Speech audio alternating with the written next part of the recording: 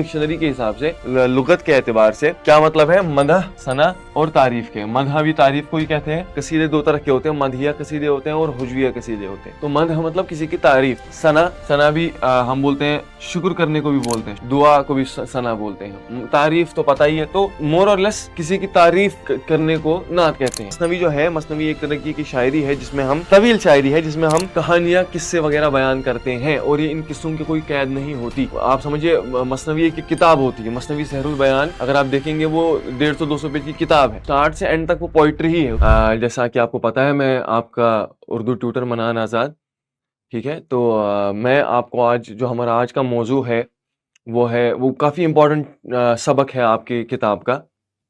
वो सिर्फ इस लिहाज से इम्पोर्टेंट नहीं है कि उसमें से सवाल ज़्यादा आते हैं, वो इस लिहाज से भी इम्पोर्टेंट है कि वो आपकी आगे आने वाली या ज़ाती ज़िंदगी या इज्तिमाई ज़िंदगी के लिए बहुत अहम है, ठीक है। ऐसी शख्सियत पे वो चैप्टर है या सबक है जो जिसको हम कहते हैं पूरी दुनिया के लिए रहमत बनकर आए थे, ठीक है।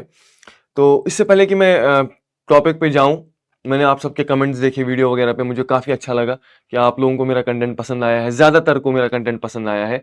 कुछ लोगों की क्वेरीज मुझे दिखी, जैसे कुछ ने बोला है कि स्पीड थोड़ी बढ़ाओ। देखिए मुझे सबके जहन के हिसाब से चलना है। कुछ लोग तेज़ हैं जहन से तो वो शायद जल्दी ना कर पाते हैं कूप अप चीज़ों के साथ, कुछ लोग स्लो हैं। उसके अलावा अंग्रेज़ी का कुछ लोगों को गिला था कि मैं अंग्रेज़ी की जो टर्म्स हैं वो जा बजा इस्तेमाल करता हूँ या अल्फाज जा बजा इस्तेमाल कर रहा हूँ। वो इसलिए कर रहा हूँ क्योंकि अगर मैं आपके सामने वही किरत करना शुरू कर दूँ जो हाफिज़ साहब किरत करते हैं जैसे कुरान की, वैसे ही मैं अगर उर्दू की किरत करना शुरू कर दूँ तो फिर आपके लिए समझना नामुमकिन होगा। मैं आप के समझाने के लिए ही अंग्रेजी में उसको रेफर करता हूँ ताकि आपको समझ आए, ठीक है। और उसको डिफरेंट पॉलिटिकल बैकग्राउंड, हिस्ट्री वगैरह से कनेक्ट करके चलता हूँ ताकि आपका जहन और खुले चीज़ों को लेकर, ठीक है। उसके अलावा भी जो बाकी कमेंट्स हैं काफ़ी अच्छा लगा। इससे पहले कि मैं मौजू पे जाऊं यानी सबक पे जाऊं, कुछ बुनियादी बातें देखिए। मैंने आप लोगों के कमेंट्स वगैरह देखे, ठीक है, और मुझे अंदाज़ा हुआ कि आपको डिक्शनरी की बहुत ज़्यादा ज़रूरत है। अब कुछ लोग ऐसे होंगे जिनके पास जो मतलब एक हार्ड कॉपी नहीं खरीद सकते क्योंकि बहुत मोटी होती है या आपको अवेलेबल नहीं है आपकी जगह जहाँ पर रहते हो। ऑनलाइन आपके पास बहुत सारे प्लेटफॉर्म्स हैं जो आपका ये दे रहे हैं, क्या नाम है इसका, डिक्शनरी आपको प्रोवाइड कर रहे हैं। इसमें रेख्ता का नाम काफ़ी इंपॉर्टेंट है, और फेरोज़ुल लुगात आपके प्ले स्टोर पे जब आप अगर आप पबजी वगैरह डाउनलोड करना जानते हैं तो ये डाउनलोड करना क्यों नहीं जानते हैं, ठीक है। इसके ऊपर भी मैं थोड़ी सी बातें बताता हूँ आपको कि कैसे आपको यूज़ करना है। उसके अलावा रेख्ता भी है, रेख्ता की डिक्शनरी आती है, इसको रेख्ता ORG या रेख्ता डिक्शनरी करके आ रही है इनकी डिक्शनरी, ठीक है ना। ये हो गया आपका। देखिए इसको यूज कैसे, अगर फेरोज़ुल लुगात की आप बात करें ना, फेरोज़ुल लुगात की बात करें तो फेरोज़ुल लुगात में क्या है, फेरोज़ुल लुगात जो है वो एक हार्ड कॉपी का ही PDF बना हुआ है एप्लीकेशन में। तो आपको कैसे देखना है, अगर मुझे फॉर एग्जांपल एक वर्ड देखना है अहमर, ठीक है, मुझे अहमर वर्ड देखना है तो पहले मैं क्या देखूंगा, पहले मैं देखूंगा अलिफ कहाँ है, ठीक है। अब जब मैंने अलिफ वाला सेक्शन खोला, सीधी सी बात है वो पहला ही होगा। अब इसमें सेक्शंस आएंगे जैसे अलिफ और बे वाले वर्ड, अलिफ और पे वाले वर्ड, वैसे ही अलिफ और वाव वाले वर्ड, ऐसे ही एक सीरीज अलिफ बे ते, ठीक है। ऐसे ही लाइन से आएंगे अलिफ और बे से कौन से वर्ड शुरू होते हैं। यानी अगर मैं अलिफ और बे की बात करूं, अबद, अलिफ बे दाल है ना, तो अलिफ और बे वाले सेक्शन में जब मैं दाल ढूंढूंगा तो मुझे अबद मिलेगा, ठीक है। वैसे ही अहमर मुझे तब मिलेगा जब मैं अलिफ का सेक्शन निकालूं, उसमें मैं डालूं हे, ठीक है, हा जिसको हम बोलते हैं अरबिक में हे, ठीक है।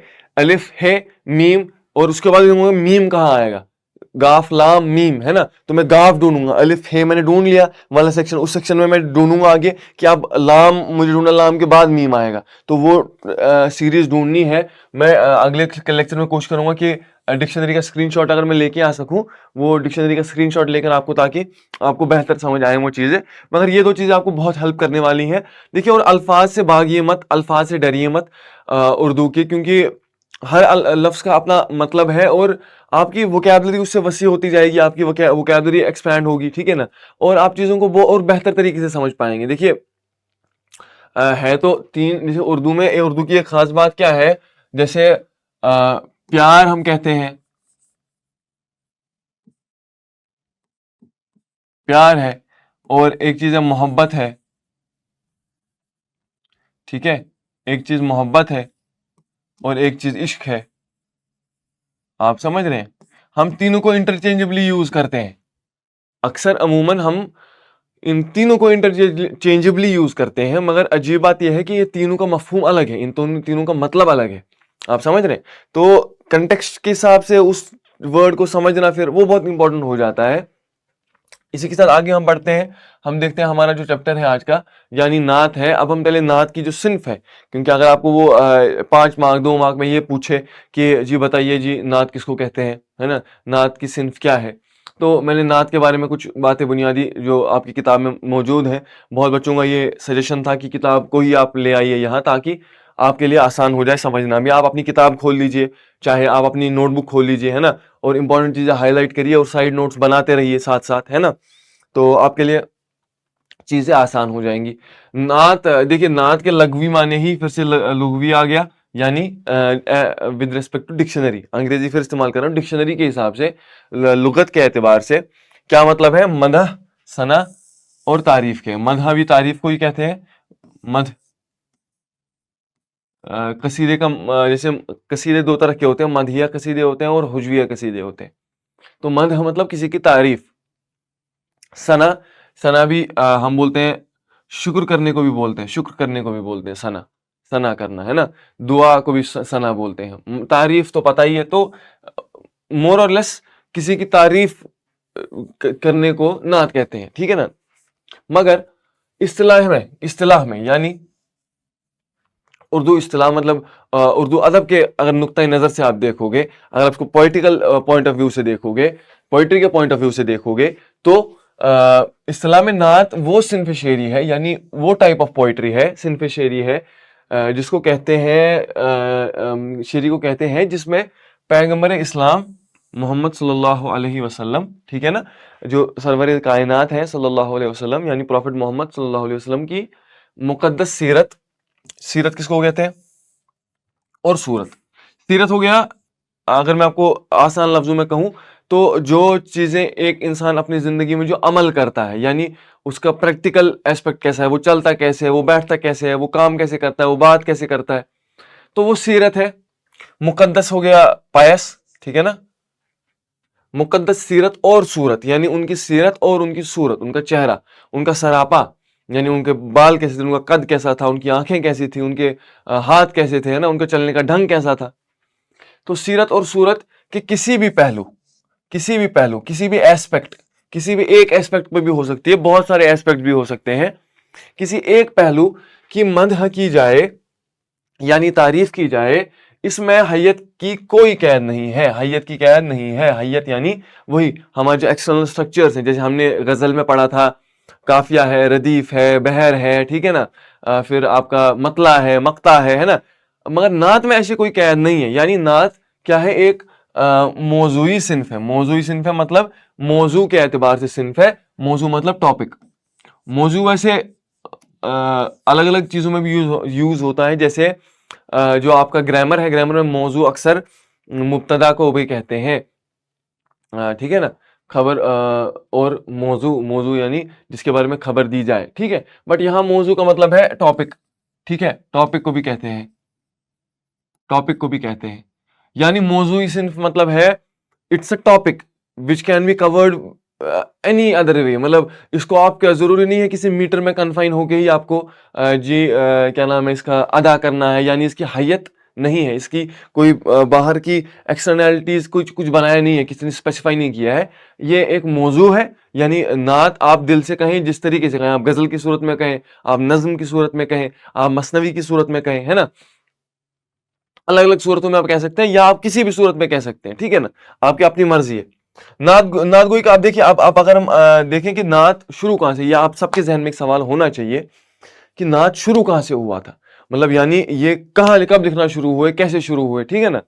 تو اس میں کیا ہے, نعت گوئی کا باقاعدہ آغاز دور رسالت یعنی آپ محمد صلی اللہ علیہ وسلم کا جب دور ہی تھا، یعنی جو وہ جب خود زندہ ہی تھے، ان کی زندگی میں ہی نعتیہ نعت گوئی کا سلسلہ یعنی نعت پڑھنے کا سلسلہ شروع ہو گیا تھا. اور دربار نبوی صلی اللہ علیہ وسلم کے شاعر، ٹھیک ہے، کون تھے؟ حسان بن ثابت رضی اللہ تعالی عنہ. یعنی حسان بن ثابت کافی مشہور قصیدہ ہے ان کا. مجھے لگتا ہے آپ لوگوں نے کہیں نہ کہیں جانے انجانے میں وہ اس کے یوڈ ہے کم اکراس اٹ، آپ نے اس کو پڑھا ہوگا یا سنا ہوگا کہیں نہ کہیں. میں نے اس کا اردو ٹرانسلیشن، مجھے میرا ایک دوست ہے انہوں نے سنایا تھا تو بہت پہلے، تو بہت اچھا نعت ہے، بہت فطری نعت ہے. اس نعت کی سب سے خوبصورت بات یہ ہے کہ اس میں جو کچھ بھی ہے نا، اس میں مبالغہ آرائی سے کام نہیں لیا گیا، اس میں کوئی بھی مبالغہ نہیں ہے، اس میں بھی کسی طریقے کا ایگزیجریشن نہیں ہے، ٹھیک ہے نا. جو بات کہی گئی ہے وہ سچ کہی گئی ہے. یعنی آپ محمد صلی اللہ علیہ وسلم کی شخصیت جیسی تھی ہو بہو ویسی پیش کی گئی ہے. کوئی ایسی بات نہیں کہی گئی ہے جس میں گلو ہو، یعنی جس میں ایگزیجریشن ہو، یا ایسی جس کو ہم بولیں گے وہ اندھ وشواس ہو. ایسا کوئی چیز اس نعت کے اعتبار سے نہیں ہے.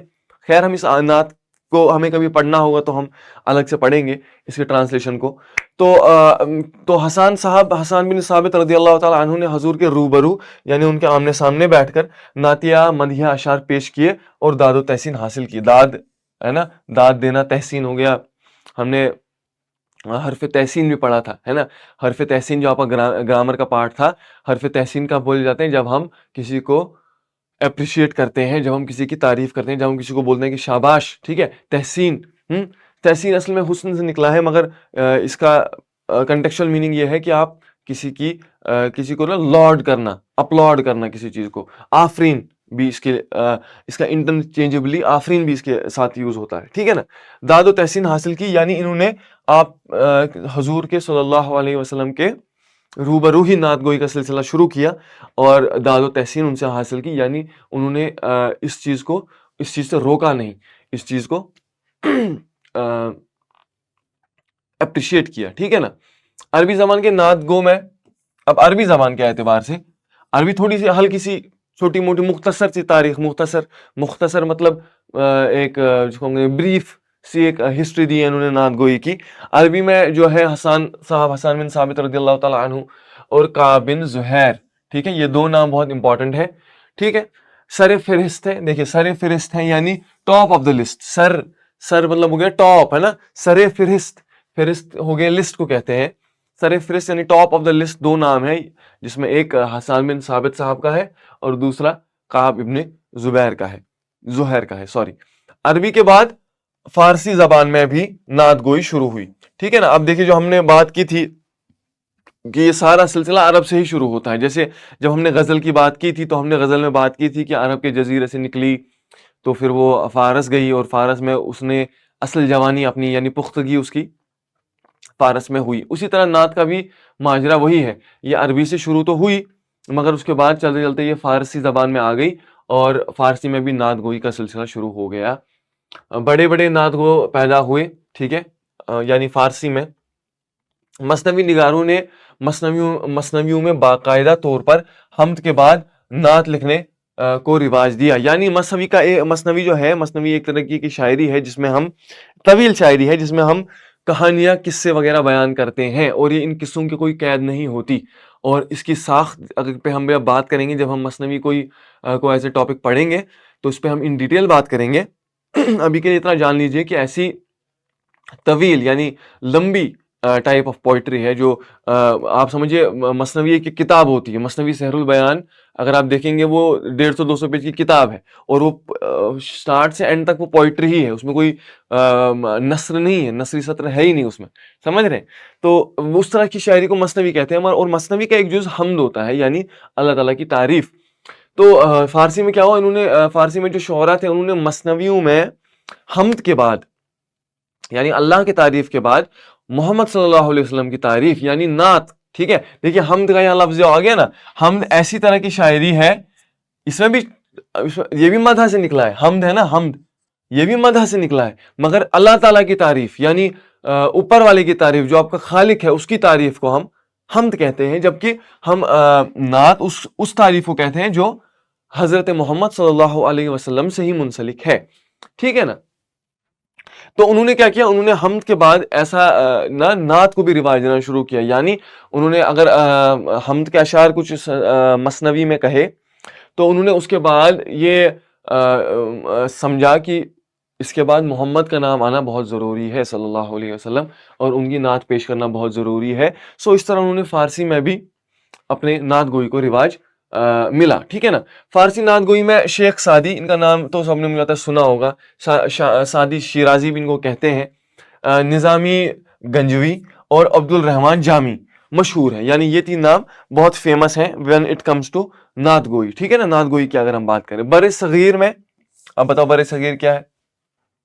بر بولتے ہیں لینڈ کو, بر ریگستان کو بھی بولتے ہیں بر. صغیر مطلب ہوتا ہے چھوٹا. اس سے مقصد کچھ نہیں ہے, اس سے مقصد ہے چھوٹا کانٹیننٹ, اور چھوٹا کانٹیننٹ سے مراد ہے, اس کو اگر ہم انگریزی میں exact as it is translate کروں, اٹس سب کانٹیننٹ.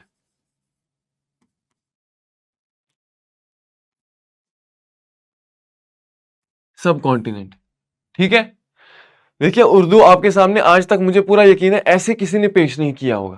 انگریزی کے الفاظ کا استعمال میں اس لیے کرتا ہوں تاکہ آپ کو زیادہ سمجھ آئے چیزیں اور کلیئرٹی کے ساتھ سمجھ آئے. دیکھیے سب کانٹیننٹ آپ سب نے سنا ہوگا, India is the sub continent, یعنی کانٹیننٹ کا ایک چھوٹا پارٹ ہے. بٹ بر صغیر کسی کو نہیں پتا ہوگا. اب میں بولتا کہ بر صغیر میں آپ کو کہاں یاد رہتا, آپ کو کہاں, آپ تو رٹ کے جاتے نا اس کو, آپ رٹ کے جاتے کہ بر صغیر میں لکھا تھا ادھر لائن. ارے سب کانٹیننٹ لکھو نا, اس کو بر صغیر کہتے ہیں. اب آپ کے لیے کتنا آسان ہو گیا ہے یاد کرنا. ٹھیک ہے نا. تو بر صغیر آپ زندگی میں کہیں بھی آئے گا تو آپ ڈرو گے نہیں یہ کیا لفظ ہے. ٹھیک ہے نا. صغیر سے یاد رکھیے, صغیر چھوٹے کو کہتے ہیں ویسے. ٹھیک ہے. تو بر صغیر یعنی سب کانٹیننٹ میں فارسی نعت گو شعرا, یعنی اب انڈیا میں جو فارسی نعت گو شعرا تھے, ابھی تک فارس کی بات ہو رہی تھی, پرشیا کی بات ہو رہی تھی, اب وہی فارسی زبان جب ہندوستان میں اس کا تسلط تھا, یعنی مغلیہ دور میں دلی سلطنت کے ٹائم پہ اردو کا جو آغاز اگر ہم دیکھیں باقاعدہ, اردو جب وجود میں آتی ہے وہ میر کا دور ہے, یعنی میر سے تھوڑا سا پہلے 1722 عیسوی ہے. اور میں نے آپ کو جیسے پچھلی بار بولا تھا غزل کے لیکچر میں کہ 1706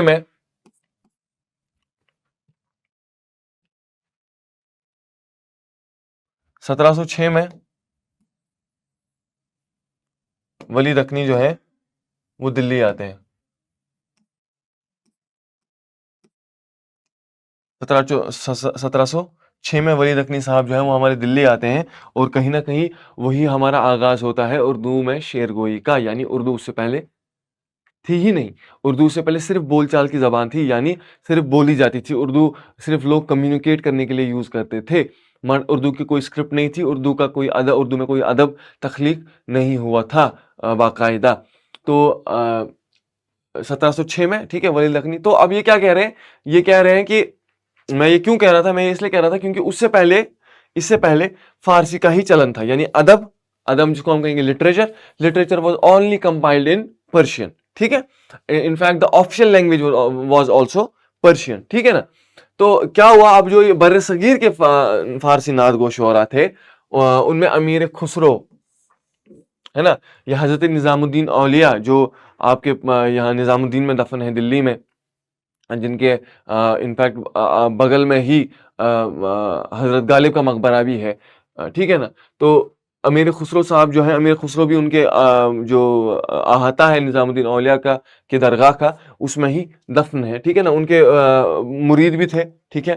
اور بہت اچھے شاعر بھی تھے. ٹھیک ہے. ان سے شاعری جو ہے نظام الدین اولیاء سنتے تھے. تو امیر خسرو کو ایک اہم مقام حاصل ہے. اب اردو کی بات کریں, اردو میں نعت عربی اور فارسی سے آیا ہے. ٹھیک ہے نا, سیدھی سی بات ہے. اردو کے اکثر شعراء نے نعتیں لکھی ہیں جن میں بہت سے غیر مسلم بھی شامل ہیں. ٹھیک ہے. یہ آپ کے لیے شاید ایک حیران کن بات ہو, یہ میرے لیے نئی بات نہیں ہے, کیونکہ میں بھی ایسے کچھ لوگوں کو جانتا ہوں جن کا تعلق اسلام سے نہیں ہے, دور دور تک کوئی تعلق نہیں ہے, مگر وہ نعت کہتے ہیں. اور مجھے اس بات میں کوئی حرج نہیں ہے کہنے میں کہ جو لوگ بھی یہ ویڈیو دیکھ رہے ہیں, چاہے وہ مسلم ہو غیر مسلم ہو, مجھے لگتا ہے ہر انسان پر فرض ہے کہ وہ جو پروفٹ محمد ہے صلی اللہ علیہ وسلم اس کی زندگی کا مطالعہ ایک بار کرے.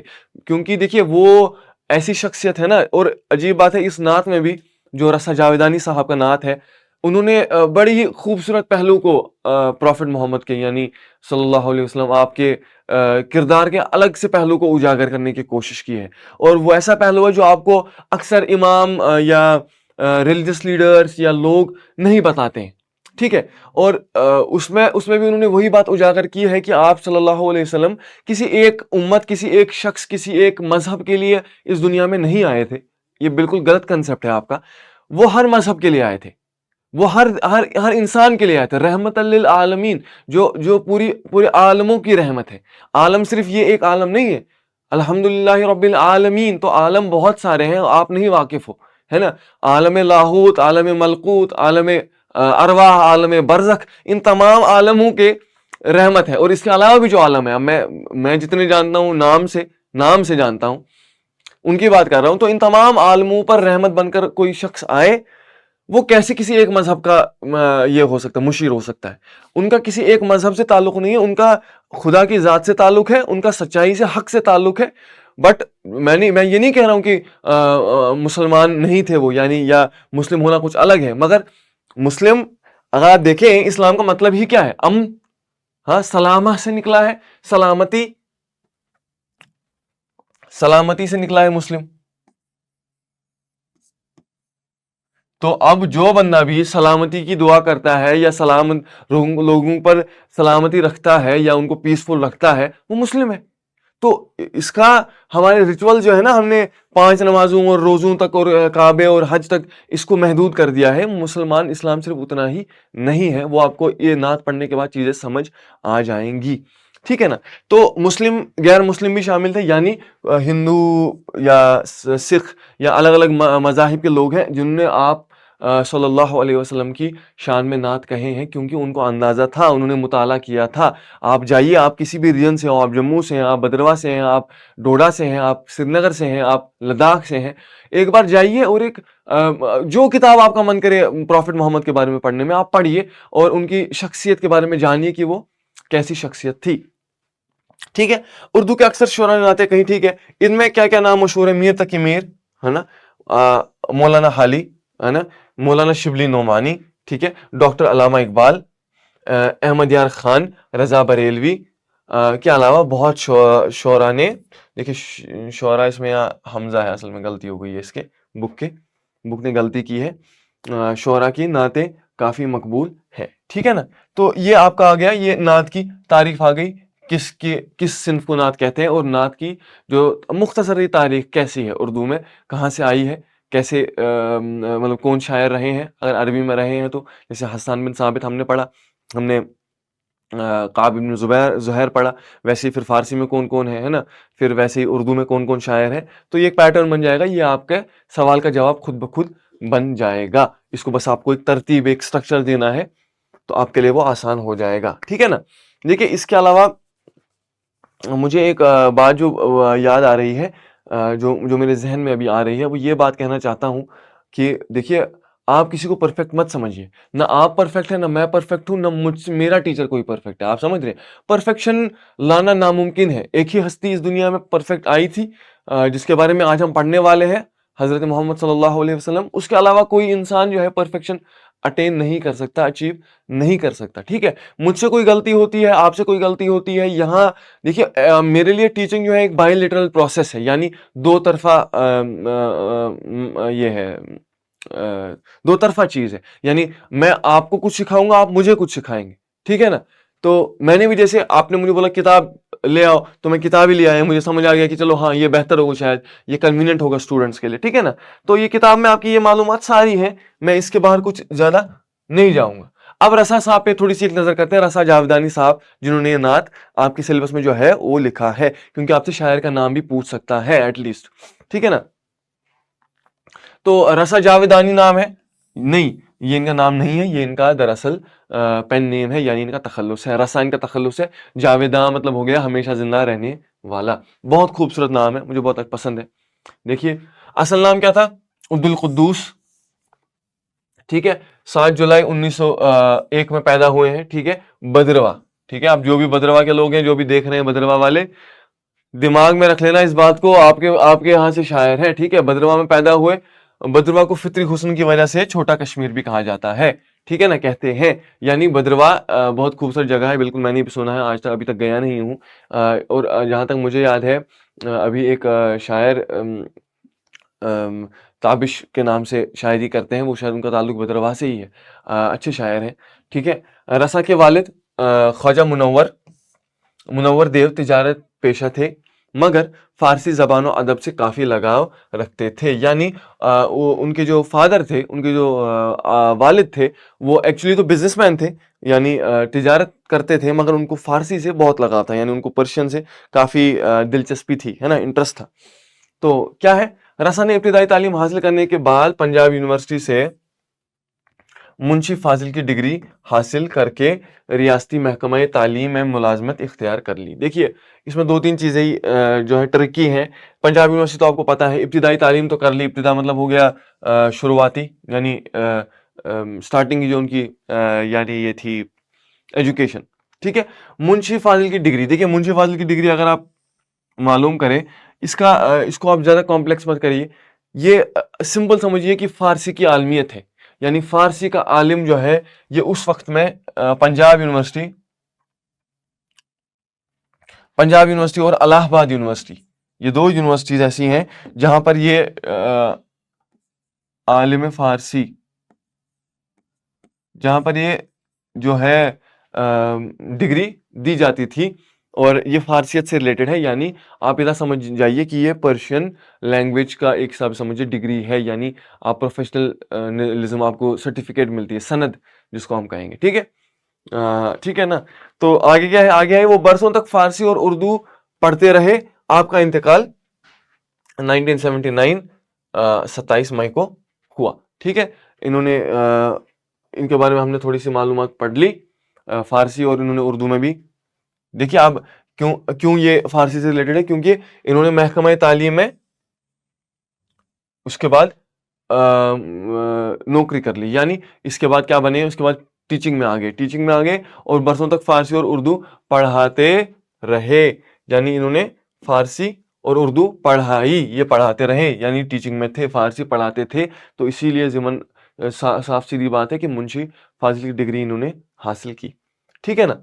आगे बढ़ते हैं, आगे देखते हैं। शेरगोई के अलावा आप गाने बजाने में भी दिलचस्पी रखते थे। देखिए आर्टिस्ट बंदा है, ठीक है ना, इनको म्यूजिक वगैरह में भी इंटरेस्ट था, रखते थे। आपकी शायरी में असातिज़ा का रंग झलकता है, यानी अपने उस्तादों का रंग इनके यहाँ साफ झलकता है। हुस्न इश्क आपकी गज़लों का मौजू है, ठीक है, हुस्न इश्क आपकी गज़लों का मौजू है। देखिए यहाँ मौजू आ गया फिर से, मौजू इस टॉपिक, यानी इनके टॉपिक जो गज़लों का इनका डोमिनेंट टॉपिक है वो हुस्न इश्क है ना, ठीक। नज़्मों में मनाजिर फितरत और दीगर पहलुओं की खूब अक्कासी है, यानी नेचुरल ब्यूटीज़, है ना, नेचुरल लैंडस्केप्स, इन सब चीज़ों का जिक्र इनके यहाँ बहुत मिलता है, और दीगर पहलू की अक्कासी है। लाला सहरा, देखिए 1948 में लाला सहरा आया इनका। नज़्म सुरैया 62 में आया, 1962 में, 62 में नज़्म सुरैया के नाम से। और 2 शेरी मजमूए हैं इनके ये जो शाया हो चुके हैं। कश्मीरी में भी शेर कहते थे। देखिए ये बड़ी अच्छी चीज़ है। अगर आप एक्टिव हैं अगर आप एक्टिव हैं इस टाइम सोशल मीडिया, यूट्यूब वगैरह पे, एक गाना अभी हाल ही में आया था फ़हीम अब्दुल्ला साहब का, कि मशरफ थस जानान से कर याद प्यमईब, ठीक है ना। रसा जावेदानी का ही कलाम है वो, ठीक है ना। जहाँ तक मुझे पता है, जहाँ तक मुझे याद है, वो रसा जावेदानी साहब का कलाम है, और क्या खूबसूरत कलाम है। और उसी वजह से इन्होंने ये सत्र भी लिखी हैं कि उनकी कश्मीरी शायरी को खासी मकबूलियत हासिल है, क्योंकि वो कलाम मेरे रोंगटे खड़े कर देता है, मजाक से हटके। अगर आपने नहीं सुना है तो वो गाना सुनिए एक बार, बहुत अच्छा भी गाया है उन्होंने, और वो कलाम भी बहुत अच्छा है, ठीक है ना। कश्मीरियों को समझ आएगा, जो कश्मीरी जानते हैं, क्योंकि कश्मीरी में है। अगर कश्मीरी नहीं भी है फिर भी सुनिए, म्यूजिक हैज़ नो बाउंड्रीज, ठीक है ना। Music honestly has no boundaries, ठीक है। अब हम नात पे आते हैं सीधा सीधा। तो जी पहले क्या है, पहली लाइन देखिए क्या है। देखिए अच्छा, इससे पहले कि मैं थोड़ा सा नात में जाऊं, उससे पहले एक बुनियादी बात बता देता हूँ, एक तमहीदी बात। मैं आपको अभी तक मैंने आपको गज़ल पढ़ाई, अब मैं ये नज़्म का सिलसिला शुरू हो रहा है। वैसे नज़्म जो है मैं اگلے کلاس میں جو آپ کے ہیں وہ ان ڈیٹیل کور کروں گا کہ نظم کس کو کہتے ہیں، کس طرح کی نظمیں ہوتی ہیں، پھر آپ کے سلیبس میں جو نظمیں ہیں ان سب کو کور کروں گا. مگر ایک بات، تاکہ آپ کو یہ جو نعت ہے بہت اور بہتر طریقے سے سمجھ آئے، کیونکہ یہ نظم ہی ہے، تو نظم کا ایک بہت اہم خصوصیت ہے نا، وہ یہ ہے کہ اس کو ہم کہیں گے وحدت تاثیر کہہ سکتے ہیں، مگر میں اس کو سمپل کہوں گا، میں اس کو آپ کے لیے سمپلیفائی کرنے کے لیے کہوں گا کہ خیال میں ربط ہونا ہے. خیال کی وحدت کہہ سکتے ہو آپ، خیال کی وحدت کہہ سکتے ہو، یعنی وننس آف دا تھاٹ. پوری نظم پہلے بند سے آخری بند تک دراصل ایک ہی ٹاپک رہے گا، بس اس کے اراؤنڈ ریوالو کرتی رہیں گی چیزیں. ٹھیک ہے، جیسے سن کے اراؤنڈ ارتھ ریوالو کرتی ہے. ٹھیک ہے نا. تو اب کیا ہے، نعت پاک ہے تو ہمیں پتہ ہی ہے حضرت صلی اللہ علیہ وسلم کے بارے میں بات ہونے والی ہے. ٹھیک ہے، تو شروع کہاں سے کیا کہ بنی نو انسان کا غم خوار آیا. بنی نو انسان سے مراد ہے آل انسان، یعنی آدم کی آل، آدم کے بچے، تمام بچے، ہم سب آل آدم ہیں، ہے نا. دیکھیے اب اس نے یہیں پہ شروعات میں اشارہ دے دیا، رحمت للعالمین، یعنی ساری کائنات پر رحمت، ساری انسانیت کے لیے رحمت ہے، ساری انسانیت کے غمخوار ہیں. دیکھیے غمخوار ہے. غمخوار کس کو کہتے ہیں؟ غمخوار کہتے ہیں جو آپ کا غم بانٹے. ٹھیک ہے، کوئی چارہ ساز ہوتا، کوئی غم گسار ہوتا ہے نا. غم گسار یا غمخوار جو ہے، ہم غم بانٹنے والے کو، دوست کو کہتے ہیں جو آپ کا غم بانٹتا ہے، جو آپ کی باتیں سنتا ہے، جو آپ کا دل ہلکا، آپ کو دل ہلکا کرنا ہو تو آپ اپنے غمخوار کے پاس جاتے ہیں. ٹھیک ہے، ایکسکیوز می. تو بنی نو انسان کا غمخوار آیا، یعنی پوری آل آدم، جب سے آدم کے بچے پیدا ہوئے ہیں، یعنی آدم کی جو پوری نسل ہے اس کا غمخوار ہے نا. پوری انسانیت کا غمخوار کون ہے؟ حضرت محمد صلی اللہ علیہ وسلم. کیونکہ آپ سے یہ سوال بھی پوچھا ہے میں نے، دیکھے سوالات کہ بنی نو انسان کا غمخوار کون ہے. صاف سیدھی بات ہے، آپ صلی اللہ علیہ وسلم کی بات کر رہے ہیں. ٹھیک ہے نا. تو بنی نو انسان کا غمخوار آیا، وہ تخلیق عالم کا شاہکار آیا.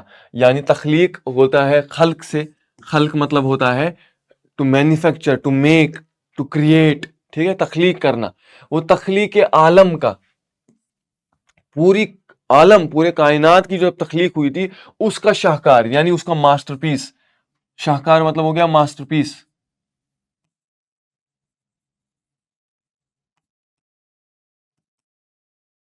ماسٹر پیس.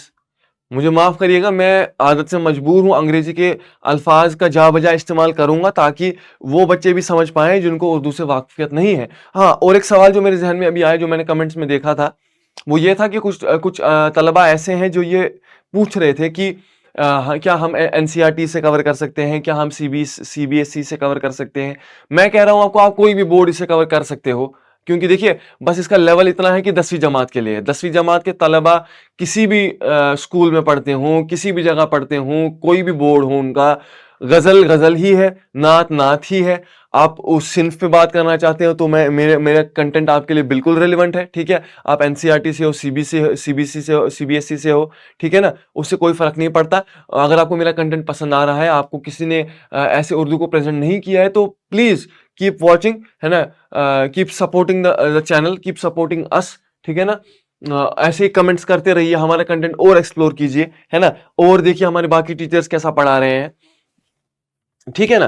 تو تخلیق عالم کا شاہکار آیا، تو وہ لوگ بھی استفادہ کریں ان لیکچر سے جو جے کے بوس یعنی جموں کشمیر بورڈ کے علاوہ بھی جو لوگ دلچسپی رکھتے ہیں اردو پڑھنے میں، وہ بالکل میرے لیکچر سے آپ استفادہ کر سکتے ہیں.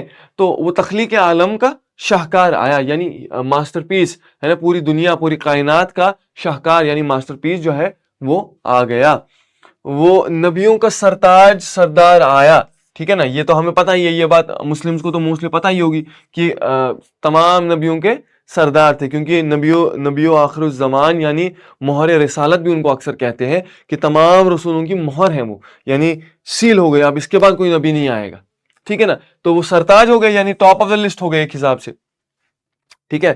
یہ آپ صلی اللہ علیہ وسلم کا غالباً حدیث ہے, کہیں میں نے سنا تھا, کہتے ہیں کہ بظاہر نظر یہ آتا ہے کہ میں آیا سب سے آخر میں ہوں, جیسے آدم آیا, پھر نوح آیا, پھر ابراہیم آیا, یا جیسے بھی ایک ترتیب چلی, اور آخر میں محمد صلی اللہ علیہ وسلم آئے. ٹھیک ہے, دیکھا جائے تو میں آخر میں آیا, مگر اگر دوسری طریقے سے دیکھو گے تو میں سب سے پہلے آیا. ہاں, یعنی وہ لگتے ہیں actually bottom of the list, مگر ایکچولی وہ ٹاپ آف دا لسٹ ہے. ٹھیک ہے نا, یہ ایک عجیب سا نقطہ ہے آپ کی ہستی کے بارے میں, جس پہ میں زیادہ ان ڈیٹیل نہیں جاؤں گا. آپ کو زندگی کے ساتھ, عمر کے ساتھ بہت ساری چیزیں خود سمجھ آ جائیں گی. ٹھیک ہے, وہ نبیوں کا سرتاج سردار آیا, خوش اندام آیا, خوش اتوار آیا. اتوار طور سے نکلا ہے, ہم بولتے ہیں نا طور طریقہ, کوئی طور نہیں ہے, کوئی طریقہ نہیں ہے. طور ڈھنگ کو بولتے ہیں, ہے نا, ڈھنگ کو بولتے ہیں. اور اندام, خوش اندام یعنی خوش جسم, ہے نا, جیسا آپ کی کتاب میں لکھا ہوگا, اندام یعنی اچھی عادتوں والا, اچھے اتواروں والا. ٹھیک ہے, خوش اندام, خوش اتوار, خوش اندام ہے یعنی شکل بھی خوبصورت ہے, صورت بھی خوبصورت ہے, اور ان کی سیرت بھی خوبصورت ہے, ان کا عمل بھی خوبصورت ہے. وہ کام بھی کرتے ہیں تو کام بھی بڑی خوبصورت سے کرتے ہیں. اتوار بھی ان کے, طور طریقہ بھی ان کا خوبصورت ہے نا, رحم دل ہے. ٹھیک ہے نا, تو آیا تیرے آنے کی آرزو تھی, نگاہوں کو بس تیری ہی جستجو تھی. یعنی میری آنکھیں, شاعر بول رہا ہے کہ میری آنکھیں, یا آپ کہیں پوری انسانیت کی آنکھیں آپ کی ہی منتظر تھی, آپ کی ہی منتظر تھی نگاہوں کو, اور آپ ہماری آنکھوں کو, تمام دنیا کی آنکھوں کو آپ کی ہی جستجو تھی, آپ کی ہی تلاش تھی. آرزو مطلب ہو گیا خواہش, جستجو مطلب ہو گیا تلاش, جس کو ہم کریں گے ڈھونڈنا. ٹھیک ہے نا. دیکھیے عجیب بات یہ ہے, حال ہی میں نے ابھی ایک سیرت کی کتاب کا مطالعہ کیا. ٹھیک ہے نا, اس میں جو مصنف ہیں, یعنی جو رائٹر ہیں, انہوں نے, دیکھیے اسلام آیا کب, ایک اور نقطہ میں یہاں تھوڑا سا بتانا چاہوں گا. اسلام, دیکھیے آپ کی جو پیدائش ہے نا, ولادت ہے, وہ 570 میں ہوتی ہے, 570 AD میں. اور آپ جب کوچ کرتے ہیں اس جہان فانی سے, وہ 632 ہوتا ہے, 632 AD. ٹھیک ہے, یہ عرب میں ہوا ہے نا. ٹھیک ہے, ڈیٹس میں اس لیے آپ کو دے رہا ہوں تاکہ آپ کو اندازہ ہو, زمانے کا اندازہ ہونا بہت ضروری ہے, ورنہ آپ رٹتے ہی رہیں گے چیزوں کو ہمیشہ. 6th century, ابھی 21st century چل رہی ہے, یعنی 1400 years have already passed, but still this person is alive. دیکھیے, غور کیجیے گا اس بات پر, ہر بندے کی خاندان میں کسی نہ کسی بندے کا انتقال ہو جاتا ہے نا. کسی کے دادا کا انتقال ہو جاتا ہے, کسی کے ابا کا انتقال ہو جاتا ہے, کسی کے بھائی کا انتقال ہو جاتا ہے. انسان کی فطرت یہ ہے کہ اس کو مہینے بھی نہیں لگتے, مہینے کے دن بھی نہیں لگتے اس شخص کو بھولنے میں جو اس کے خاندان میں مر گیا ہے, بھلے اس نے کتنا اس کے لیے کیا ہو, اس شخص کے لیے, اس بچے کے لیے, اس باپ کے لیے, اس ماں کے لیے. وہ جب مر جائے گا نا, اس کو کوئی یاد نہیں کرنے والا ہے. کوئی بھی جب مر جاتا ہے نا, اس کو ہفتے 10 دن تک رویا جاتا ہے اس کے اوپر, بٹ 1 مہینہ بعد وہ ایسے ہوتا ہے جیسے کبھی پیدا ہی نہیں ہوا تھا, جس کو ہم کشمیری میں بولتے ہیں زنو زامتوئی ہو, جیسے پیدا ہی نہیں ہوا تھا. مگر اب آپ مجھے بتائیے, کیا یہ معجزہ نہیں ہے؟ اگر آپ اسی دنیا میں, آپ بھی اسی دنیا کا حصہ ہیں, میں بھی اسی دنیا کا حصہ ہوں, ہمیں اپنے دادا دادی یاد نہیں ہے جو چند سال, 10 سال, 5 سال پہلے انتقال کر گئے. 1400 سال پہلے کوئی شخصیت جس کو ہم نے دیکھا بھی نہیں ہے, وہ آج تک زندہ کیسے ہے, اس کا نام آج تک زندہ کیسے ہے, اس کے نعت آج تک کیسے کہے جا رہے ہیں, لوگ کیسے اس پہ آج تک بھروسہ کر رہے ہیں, لوگ کیسے اس کو یاد رکھ رہے ہیں. یہ اپنے آپ میں معجزہ, یہ اپنے آپ میں اس بات کی دلیل ہے کہ وہ شخص عام نہیں ہے. کبھی کبھی کسی شخص کے نام کا ہونا ہی اس شخص کے بڑائی, اس کی برتری, اس کی عظمت کی دلیل ہوتا ہے. اس بات کو ذہن میں بٹھا لیجئے. حضرت غالب ہیں, حضرت امیر خسرو ہیں, 200 سال 300 سال پہلے مر چکے ہیں. یہاں لوگ 10 سال میں غائب ہو جاتے ہیں, ہے نا. یہاں کوئی ایک سنگر آتا ہے, عروج پہ چڑھتا ہے, 5 سال بعد غائب, ہاں, کوئی یاد ہی نہیں ہوتا کسی کو, ہے نا. آپ یہاں لوگ ایکٹرز کے فین ہو جاتے ہیں, 5 سال یاد رکھتے ہیں, 6ٹھے سال وہ غائب ہو جاتا ہے, غائب, کوئی یاد ہی نہیں رکھتا.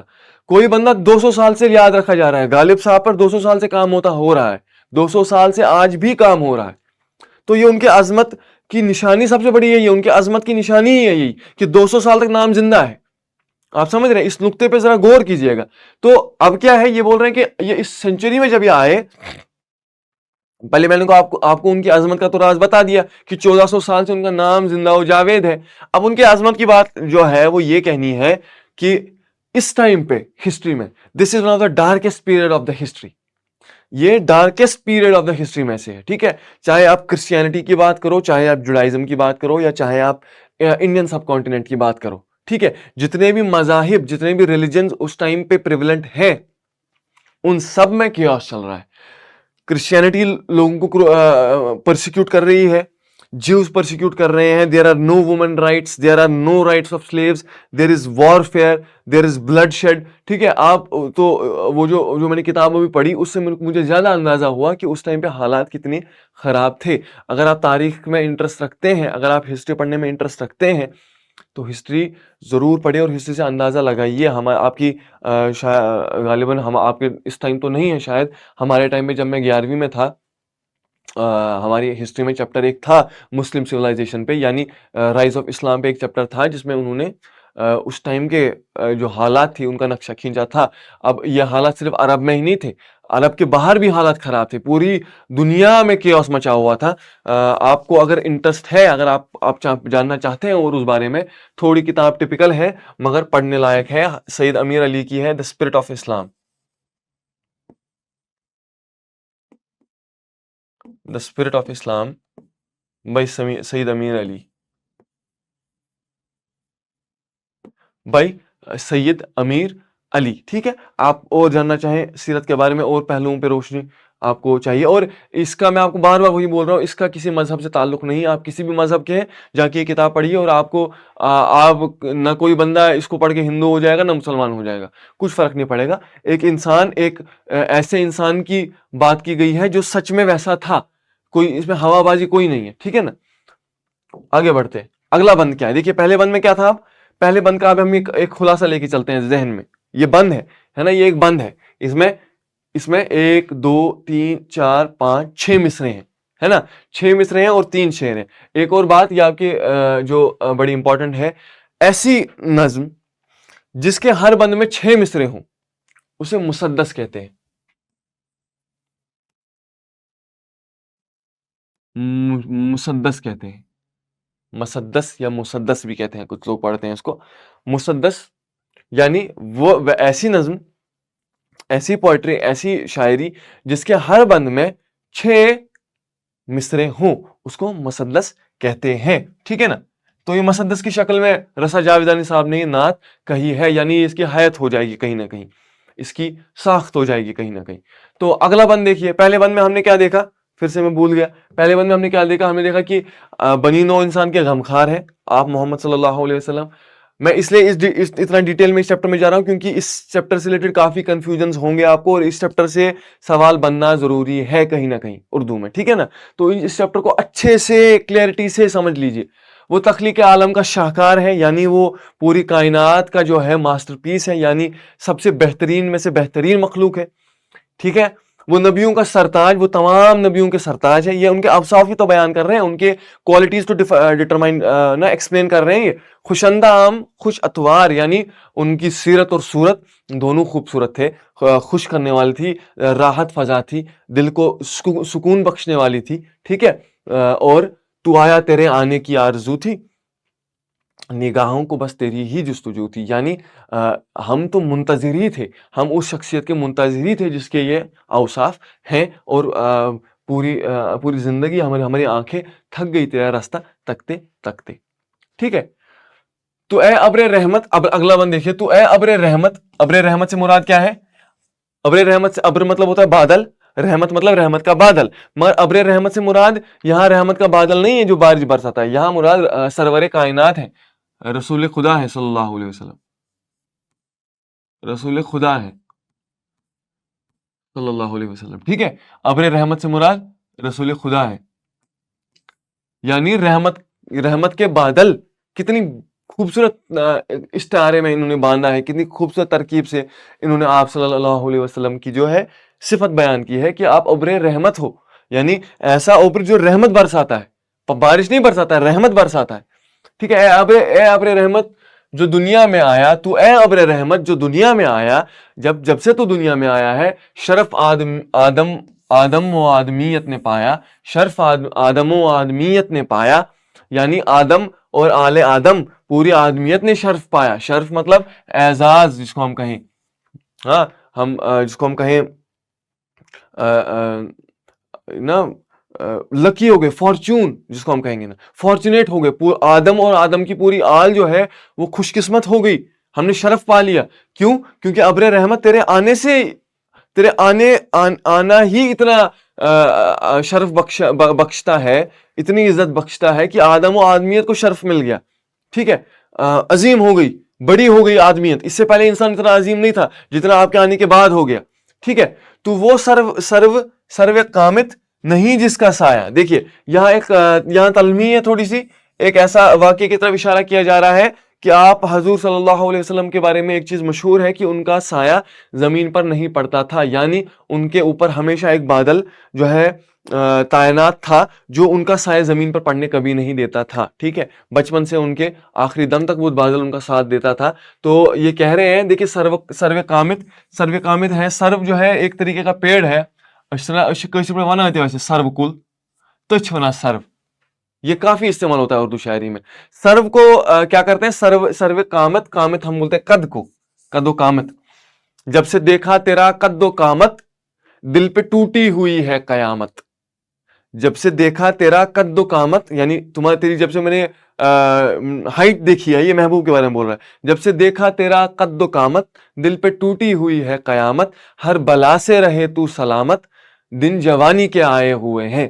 ٹھیک ہے، تو قد و قامت تو وہ سرو ہے. دیکھیے سرو کو اکثر اس لیے محبوب سے تشبیہ دیا جاتا ہے کیونکہ سرو ایک ایسا پیڑ ہے، اگر آپ لغت کے اعتبار سے دیکھیں، لغت میں جائیں، مطلب دیکھیں، ایسا پیڑ ہے جس میں ٹہنیاں نہیں ہوتی، سیدھا ہوتا ہے اور تھوڑی سی لچک ہوتی ہے اس میں، اور اونچا ہوتا ہے، یعنی it's tall tree type of. ٹھیک ہے، سرو.